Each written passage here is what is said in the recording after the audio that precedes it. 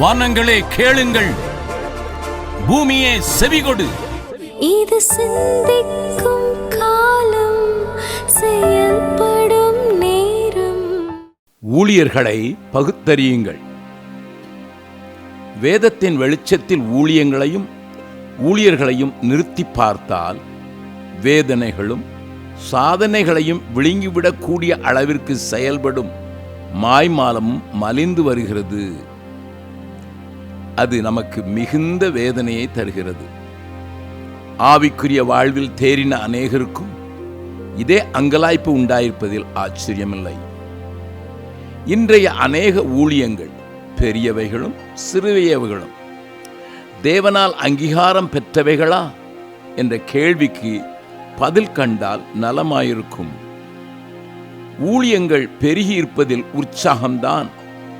ஆனால் அங்கீகரிக்கப்படாத ஊழியங்களே அநேகம் என்பது வசனத்தின் அடிப்படையில் பார்த்தால் உறுதியாக தெரியும் உண்மை.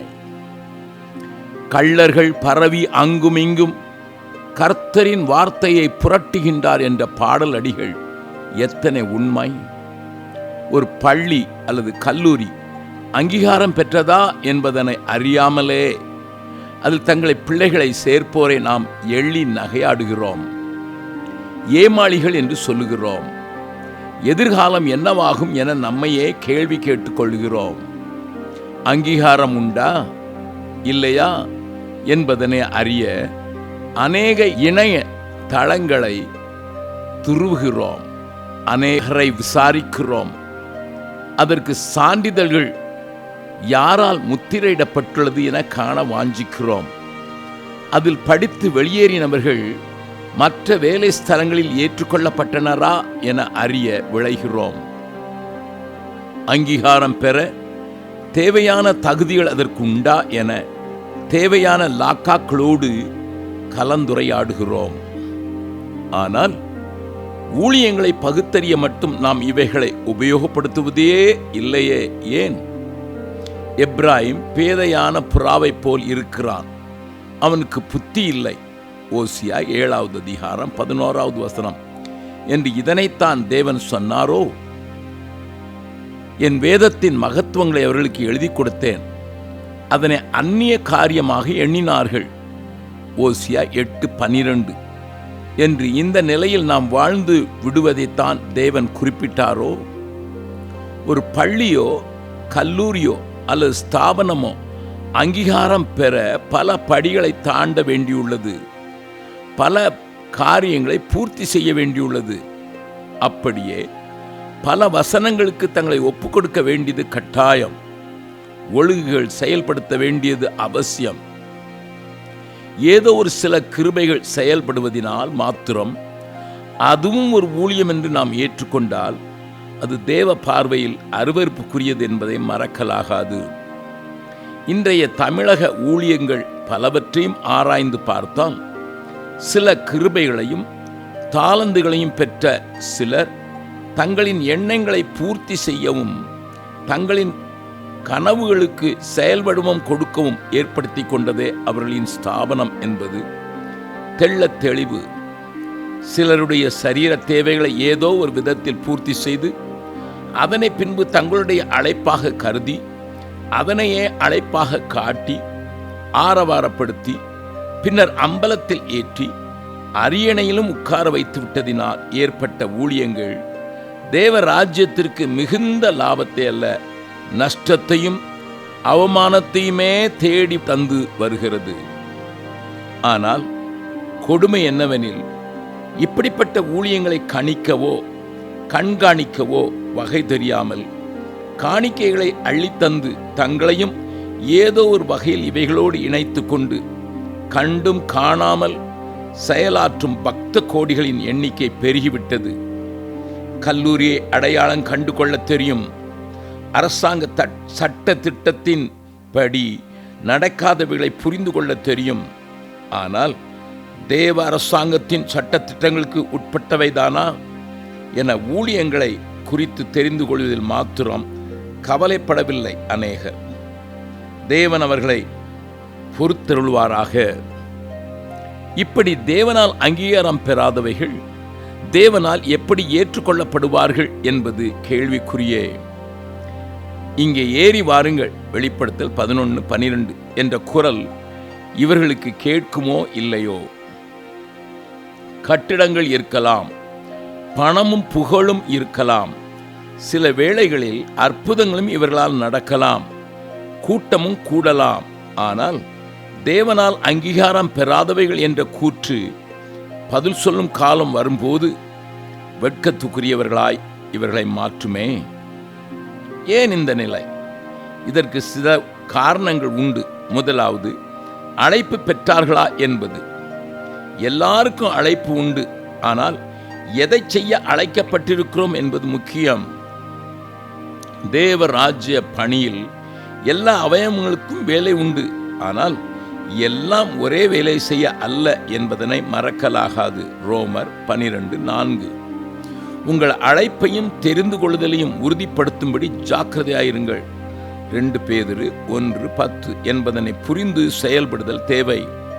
இன்றைக்கு அநேகர் அவர் செய்கிறார் என்பதனால் நான் செய்கிறேன் என்றே செய்கிறார்கள். சிலர் ஆரம்பத்தில் அழைப்பை புரிந்து கொண்டு செயல்பட்டவர்கள் போக போக மற்றவர்களை காப்பியடிக்க தொடங்கி அவர் செய்யும் போது நான் ஏன் செய்யக்கூடாது என்ற நிலைக்கு வந்து திசை தப்பி போனவர்கள். திசை தப்பி போனபடியினால் தேவ அங்கீகாரத்தை இழந்த ஊழியங்களாக இவை மாறிப்போயின. தேவனால் ஆரம்பிக்கப்பட்ட இந்த ஊழியங்கள் சவுலை போல், அப்போஸ்தலர் 13:22, பின்னதாக தள்ளப்பட்டு போயின. ஆனால் பழைய மகிமையில் இன்னமும் ஏதோ ஓடிக்கொண்டிருக்கின்றன. மக்களும் அந்த பழைய காரியங்களை மனதில் கொண்டு இன்னமும் அப்படிப்பட்ட ஊழியங்களில் பங்கு கொண்டு உதவி செய்து வருகின்றனர். சில ஊழியர்கள் அர்ப்பணிப்பில் கோட்டை விட்டுவிட்டனர். கொஞ்சம் கொஞ்சமாக உலக ஆசை அவர்களை பற்றி கொள்ள அர்ப்பணிப்பு குறைய ஆரம்பித்தது. ஆடம்பரங்களும் கூடவே தொத்திக்கொள்ள அர்ப்பணிப்பு இருக்கும் இடம் தெரியாமல் போயிற்று.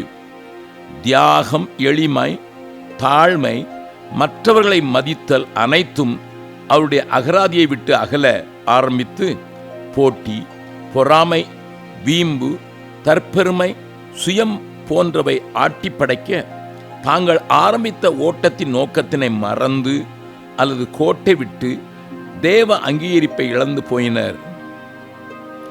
ஜே என்று நடப்பது போல தோற்றமளிக்கும் இவர்கள் ஊழியத்தில் தேவ அங்கீகாரம் பெற்றிருக்கிறார்களா என்பதை சோதிப்பது நல்லது. சிலரோ ஒத்துப்போகுதல் என்ற போர்வையில் காம்ப்ரமைஸ் சத்தியத்தினை விட்டு போட்டவர்கள்.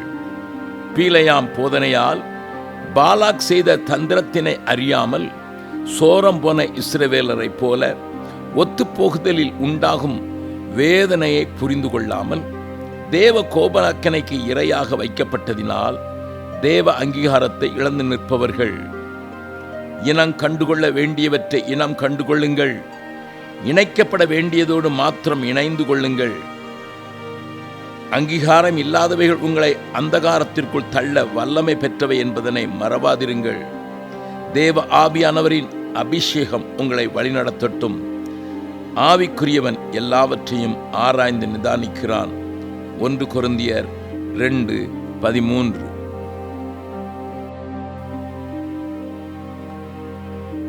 பெண்களின் பங்கு. ஏற்ற துணையாய் கொடுக்கப்பட்டவளை ஏற்ற விதத்தில் ஏற்றுக்கொள்ளாதவர்களை கொண்டதுதான் இந்த பாரதம்.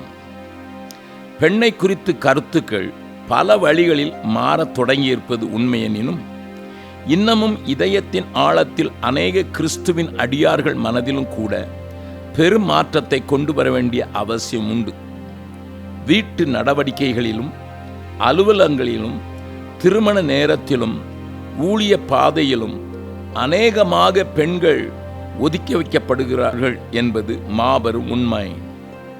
பாதிக்கு பாதி பெண்களை கொண்ட இந்த உலகிற்கு மாற்றத்தையோ தாக்கத்தையோ கொண்டு வர வேண்டும் என்பது நமது நோக்கமானால் இவர்களை உபயோகிக்கவோ உயர்த்தவோ நாம் அஞ்ச வேண்டியதில்லையே. இந்தியா மாற இவர்களை இன்னமும் உற்சாகப்படுத்தி முன்னேற்ற பாதையில் அவர்களை நடத்த நடவடிக்கைகள் எடுத்தாக வேண்டியது முக்கியமானது மாத்திரமல்ல, அது குடும்ப வாழ்விலும் பிரதிபலிக்க நாம் ஜெபிக்கவும் உழைக்கவும் வேண்டும். பெண் பிள்ளையை பாரமாக பார்க்கும் இந்த சமுதாயத்தில் வேதம் போதிக்கும் பிரமாணத்தை முன்னிறுத்தி செயல்பட வேண்டியது நம் அனைவர் மேலும் விழுந்த கடமை. பெண்ணை வைத்திருப்பவர்கள் வயிற்றில் நெருப்பை வைத்திருப்பது போன்று உணர்வது வாடிக்கை. ஆனால் அவள் ஒரு நெருப்பு எனவும் அவளை உபயோகித்தால் சத்ருவின் வெள்ளாண்மை அழிக்கப்படும் என்பதும் நாம் அறிந்தாக வேண்டியது உண்மை. பவுலின் ஊழியத்தினை தொடர அவனைப் போல மனநிலையோடு செயல்படும் ஒரு தீமோத்தேயு தேவை. பிலிப்பியர் 3:20-21. மற்றவர்கள் எல்லாரும் தங்களுக்குரியவைகளையே தேடி கிறிஸ்துவுக்குரியவைகளை தேட மறந்து விட்டார்கள் என்பது இன்றைக்கும் உண்மை. அப்படிப்பட்ட மனநிலைக்கு அஸ்திபாரம் போட்டது யார்? பெண் குலம்தானே. மாயமற்ற விசுவாசமும் சுத்த மனசாட்சியும் அவனுக்குள்ளே நிலைத்திருக்க அவனை தயாரித்த பெருமை அவனுடைய தாயாகிய ஐநேக்கியாளையே சாரும். 2 தீமோத்தேயு 1:4-5. தீமோத்தேயுவின் தந்தை ஒரு கிரேக்கன். எந்த காரியத்தின் நிமித்தம் இப்படிப்பட்ட ஒரு கலப்பு திருமணம் நடந்ததோ தெரியாது. அப்போஸ்தலர் 16:11. யூத பெண் கிரேக்கனை மணந்து கொண்டது காதலினாலோ அல்லது கட்டாயத்தினாலோ அல்லது சூழ்நிலையினாலோ நமக்கு சொல்லப்படவில்லை. ஆனால் ஒன்று தெரிகிறது, தனது நியாயப்பிரமாணத்தின் சட்டத்தை நிறைவேற்ற, அதுவும் தனக்கு பிறந்த பிள்ளையில் நிறைவேற்ற அவளால் முடியவில்லை. அப்போஸ்தலர் 16:3. லூக்கா 2:23. லூக்கா 1:59. கலப்பு திருமணத்தின் அழுத்தங்கள் ஐநேக்கியாளை வசன வாழ்விலிருந்து அசைக்க முடியாமல் திணறியதற்கு காரணம், தன்னால் செயல்படுத்த முடியாததை மகன் தானாகவே செய்து விடுவான் என அவள் நினைத்ததினால்தான். சிறு வயது முதல் அவனை தேறினவனாக மாற்ற அவள் பிஞ்சு நெஞ்சில் அதனை போட்டுவிட்டாள். 2 தீமோத்தேயு 3:15. அது தீமோத்தேயுவுக்கு வரப்பிரசாதம் அல்லவா? சூழ்நிலையின் நிமித்தம் பயந்த ஸ்பாவத்தோடு 1 கொரிந்தியர் 16:10. பலவீன சரீரத்தோடு 1 தீமோத்தேயு 5:23. உணர்ச்சி வசப்படக்கூடிய பட்டணவாசிகளின் மத்தியில் வளர்ந்தாலும் அப்போஸ்தலர் 14:6-19. பவுலின் ஊழியத்தினை தொடரும் மகனாக மாற்றியதற்கு தாயும் பாட்டியுமே அஸ்திவார ஊழியத்தினை செய்தார்கள் என்பதனை பவுலே அங்கீகாரம் செய்கிறாரே. திருமண வாழ்க்கையின் தோல்விகளை பெரிதாக்கும் பெண்களுக்கு அவள் ஒரு சவால். செய்த ஒரு தவறினையே சுற்றி சுற்றி வந்து தன்னையும் தன்னை சார்ந்தவர்களையும் கெடுத்து போடக்கூடிய பெண்களுக்குள் அவள் ஒரு சவால். சாமுவேலின் தாயும் அப்படித்தானே. அன்னாள் அழுகிறவர்களாகத்தான் அறிமுகப்படுத்தப்படுகிறாள். 1 சாமுவேல் 1:7. ஆனால் ஆண்டவரின் காரியத்திற்கு தன்னை அவள் அர்ப்பணித்த போது 1 சாமுவேல் 1:11. பிள்ளைக்கு பாலூட்டிய போது தேவ பயத்தையும் அவள் ஊட்டிவிட்டதினால் அல்லவோ மாபெரும் ஒரு தீர்க்கனை இஸ்ரவேல் தேசம் கண்டது. அந்த பிள்ளையை அன்றிருந்த ஆவிக்குரிய அலங்கோல உலகு அசைக்கவோ அறுக்கவோ அசுத்தப்படுத்தவோ முடியாமல் போயிற்று. 1 சாமுவேல் 12:3. அந்நாளையும் ஐனிக்கேயாளையும் இன்றைய திருச்சபை கண்டுபிடித்து உபயோகித்தால் எத்தனை நலமாயிருக்கும். மனாசேயின் மனைவி அல்லவோ தேவனின் திட்டத்தை தன் கணவனுக்கு சொல்லிக் கொடுத்தவள். நியாயாதிபதிகள் 13:23. அவளுடைய பத்திய வாழ்க்கை அல்லவோ சிம்சோன் என்ற வீரனை பத்திரமாய் வளர்க்க உதவியது. நியாயாதிபதிகள் 13:14. வாயை கட்டி வயிற்றை கட்டி என்னும் சொல்லுக்கு இவள் இலக்காக அல்லது உதாரணமாக காணப்படுகிறாள். பெலிஸ்தியரை நடுங்கச் செய்தவனை பிறப்பிக்க இப்படிப்பட்டவர்கள்தான் தேவையல்லவோ. உயிர் தெழுந்த கிறிஸ்து காட்சி கொடுத்ததும் விடாப்பிடியாய் நின்ற மரியாளுக்கு அல்லவோ. யோவான் 20:17-18. யோவானும் பேதுரும் வெறும் கல்லறையை சென்று பார்த்து போய்விட்டார்களே. வசனம் 10. ஆனால் மரியாள் தூதர்களை தரிசித்து அதிலே திருப்தியாகிவிடவில்லையே. வசனம் 12. இப்படிப்பட்ட குணசாலிகளை திருச்சபையும் சமுதாயம் ஏன் கண்டுகொள்வதில்லை? குலத்தை காக்க எஸ்தரின் தைரியமும் வைராக்கியமும். எஸ்ரா 4:16. புத்திசாலித்தனமும் ஆமான்களை அடையாளம் காட்டி கொடுக்கும் அல்லவா? எஸ்தர் 7:6. பாராக்குக்கு தைரியம் சொன்னவள் தெபோராள் அல்லவோ? நியாயாதிபதிகள் 4:8. யாகேல் தானே சிசராவின் தலையை உடைத்து போட்டவள். நியாயாதிபதிகள் 5:26. இப்படிப்பட்டவர்களை தேடி கண்டுபிடித்து விவாகம் செய்து தேவராஜ்யத்திற்கு உபயோகிக்க வேண்டிய ஆவிக்குரிய வாலிபரும் இன்று பணம் என்ற பெயரில் வரதட்சணை, பெற்றோரை முன்னிறுத்தி அவளை துன்பப்படுத்துவதும் அலட்சியமாக நடப்பிப்பதும் எவ்வகையில் தகும்? இந்த கொடுமையின் நிமித்தம் திருமணமாகாமல் மூலையில் ஒதுக்கப்பட்டிருக்கும் பெண்கள் தான் எத்தனை! அவளை திருமணம் செய்தவரும் அவளை ஏதோ வேலைக்கு வந்த வேலைக்காரியை போல நடத்தி அவனின் திறமைகளை தின்றுவிட்ட கழுகுகளாகவே அநேக நேரங்களில் காட்சி அளிக்கின்றனர். அல்லது அவளை ஊழியத்திலோ அலுவலகத்திலோ தனியாக சந்திக்க நேரிடி ஒரு காம பொருளாகவே கண்டு சரசமாட அவளும் அதனை கண்டு வெகுண்டு அல்லது ஒதுங்கி தன்னிலையே இழக்கிறது நியாயமா? தன் வாலிபத்தை காக்க சில பெண்களுக்கு மிகுந்த பிரயாசம் எடுக்க வேண்டிய ஒரு சூழ்நிலையே நம் சமுதாயம் உருவாக்கி கொடுத்துள்ளது. அடுப்பூதும் பெண்ணுக்கு படிப்பதற்கு என்ற காரியத்தினை மாற்றிவிட்டோம்.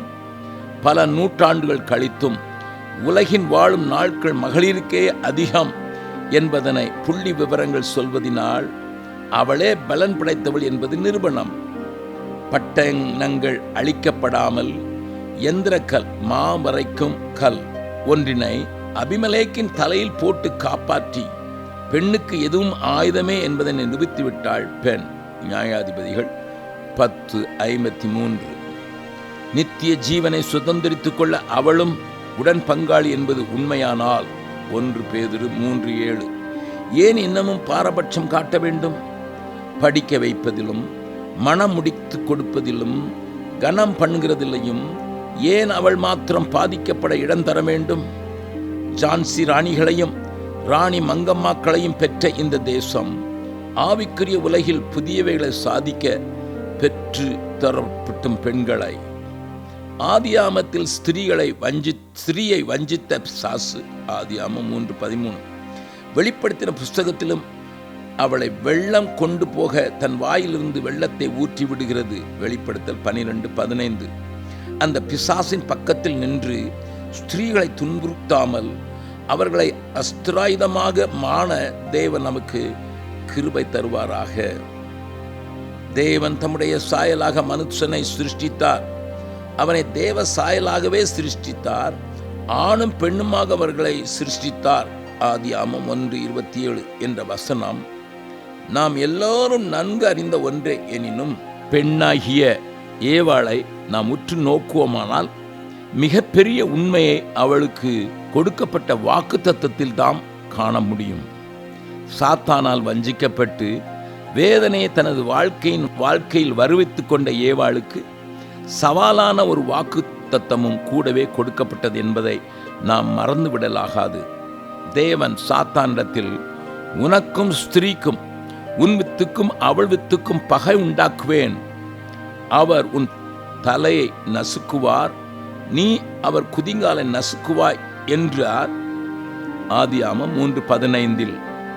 சத்ருவின் சத்தத்திற்கு செவி கொடுத்து கீழ்ப்படிந்து பாவம் செய்ததால் ஸ்திரீகளுக்கும் சத்ருவுக்கும் உண்டாகிய நேரடி பகை உனக்கும் ஸ்திரீக்கும் என்று வேதம் குறிப்பிடுவதுடன் ஸ்திரீயின் வித்துக்கும் சத்ருவுக்கும் உள்ள பகை உன் வித்துக்கும் அவள் வித்துக்கும் என்று சுட்டி காட்டுகின்றது.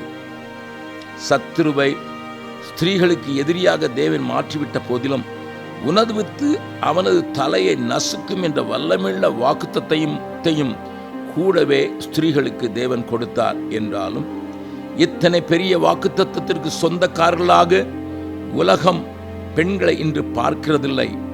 தனக்கு எதிரியான வித்தை தடுத்து விடலாம் என்று சத்ருவின் தந்திரம் இயேசுவின் பிறப்பினால் முறியடிக்கப்பட்டது. வாக்குத்தத்தங்களுக்கு உரியவர்களாயிருந்தும் கிறிஸ்துவின் ராஜ்யத்திலும் சுவிசேஷம் அறிவிப்பதிலும் உள்ள உரிமையை கூட ஸ்திரீகளுக்கு அளிக்க தயங்குவோர் உண்டு. தன்னை ஏதேனில் ஏமாற்றிய எதிரியை வீழ்த்த ஸ்திரீகளுக்கு காய்ப்பளிக்க வேண்டும் என்பதே வேதத்தின் உண்மை. வெற்றி கொண்டாட்டங்களில் பாட்டு பாடுகிறவளாய் மாத்திரமல்ல.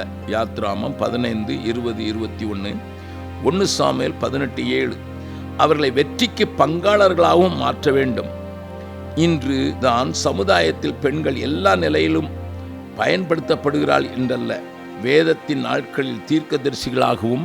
யாத்ராமம் 15:20, நெகேமியா 6:14, லூக்கா 2:36, அப்போஸ்தலர் 21:9 நியாயாதிபதிகளாகவும். நியாயாதிபதிகள் 4:4 ராணிகளாகவும். 1 ராஜாக்கள் 10:1, அப்போஸ்தலர் 8:27 ஆட்சி செய்த ஸ்திரீகளும் உண்டே. வேதத்தின் நாட்களில் ஸ்திரீகள் இவ்வளவாய் முக்கியப்படுத்தப்பட்டிருக்க, இந்த விஞ்ஞான யுகத்தில் அவர்களது வாழ்க்கை வலுவடையாமல் முடக்கப்படலாமா?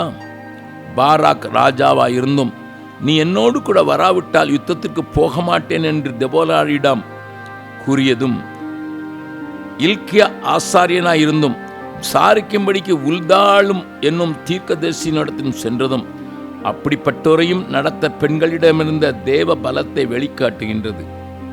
உயிர்த்தெழுந்த இயேசுவின் செய்தியை அறிவிக்கும் பெண்களின் வார்த்தைகளை நாம் வீண் பேச்சுகள் என்று எண்ணிவிடக்கூடாதே. லூக்கா 24:11, மார்க்கு 16:11 உயிரோடு எழுந்த இயேசு வாழ்கை நாம் வாழ்த்தி நற்செய்தியை அறிவிக்க அனுப்பிய ஸ்திரீகளுக்கு நாமும் வழிவிட வேண்டும். மத்தேயு 28:9-10 சபையில் ஸ்திரீகள் பேசாமல் இருக்க வேண்டும். 1 கொரிந்தியர் 14:14 என்பது அவர்களின் ஒழுக்கத்திற்கடுத்த கட்டளைதானே தவிர அவர்களது உரிமைகளை ஒடுக்கும் கட்டளை அல்ல. உபதேசம் பண்ண நான் உத்தரவு கொடுக்கிறதில்லை. 1 தீமோத்தேயு 2:12 என்று பவுல் எழுதுவதின் நோக்கம், ஸ்திரீகள் தங்களுக்கு மேல் தலையாக உள்ள புருஷர்களின் மேலே அல்லது போதகர்களின் மேலே அதிகாரம் செலுத்தவோ ஆட்சி செய்யவோ முற்படக்கூடாது என்பதுதானே தவிர அவைகள் சுவிசேஷம் அறிவிக்கும் அவர்களின் அடிப்படை உரிமைகளை அளிக்கும் கட்டளைகள் அல்ல. பொது இடங்களில் உபதேசம் செய்ய வேதம் அவர்களை அங்கீகரிக்கின்றதே. 1 கொரிந்தியர் 15:5 proclaims God's message in public worship. Good News Bible. அமைதலாய் இருக்க வேண்டும். 1 தீமோத்தேயு 2:12 என்பதின் அர்த்தம் ஸ்திரீகளின் அடிப்படையான குணத்தை குறிக்கவே, சுவிசேஷம் அறிவிக்கும் உரிமையை பறிப்பதற்கு அல்ல. ஆதி திருச்சபை என் ஆராதனைகளிலும் ஜபங்களிலும் பெண்கள் பங்கு வைத்தார்களே. அப்போஸ்தலர் 1:14, 12:12 ஸ்திரீகளின் தலை புருஷன்தான் என்றாலும் அவர்கள் அடிமைகள் அல்ல, சகோதரிகளாகவே பாவித்து நடத்தப்பட வேண்டியவர்கள் என்பதனை வேதம் அழகாக கூறுகின்றதே. 1 கொரிந்தியர் 7:15 இந்த நிலை மறக்கப்படுவதனாலேயே இன்று அநேக குடும்பங்களில் குழப்பங்கள் தலை தூக்கி விட்டன. அது மாத்திரமல்ல, ஸ்திரீகள் நித்திய ஜீவனாகிய கிருபையை சுதந்திரித்துக் கொள்ளும்படிக்கும் அழைக்கப்பட்டவர்கள். 1 பேதுரு 3:7 என்பதினால் அவர்களுக்குரிய கனமும் கொடுக்கப்பட வேண்டும். இதற்கு விரோதமான எந்த செயலும் புருஷர்களின் ஜபங்களுக்கு தடையாக மாறிவிடும் என்பதே வேதத்தின் உண்மை. தகப்பனின் சுதந்திரத்தில் ஸ்திரீகளுக்குள்ள பங்கை கூட வேதம் சுட்டிக்காட்ட தவறவில்லையே. யோபுவிற்கு 7 குமாரரும் 3 குமாரத்திலும் இருந்தபோது தனது குமாரத்திகளுக்கு யோபு சுதந்திரம் கொடுத்தானே. யோபு 42:13-15 பட்டங்கள் எல்லாம் இருவருக்கும் சரிசமமானவைகளே என்பதனை நாம் நினைவில் கொள்ள வேண்டும். பரிசேயரும் வேதபாரகரும் விபச்சாரத்தில் கையுமையுமாக பிடிக்கப்பட்ட ஸ்திரியை இயேசுவினிடத்தில் கொண்டு வந்து அவளை கல்லறிய வேண்டும் என்று சொன்னார்கள். ஆனால் அவளிடத்தில் விபச்சாரம் செய்த மனிதனை அவர்கள் ஏன் கொண்டு வரவில்லை? இயேசு, உங்களில் பாவமில்லாதவன் இவன் மேல் முதலாவது கல்லறிய கடவன் என்று சொன்னபோது எல்லாரும் தங்கள் மனசாட்சியில் கடிந்து கொள்ளப்பட்டு போய்விட்டது. ஏன்?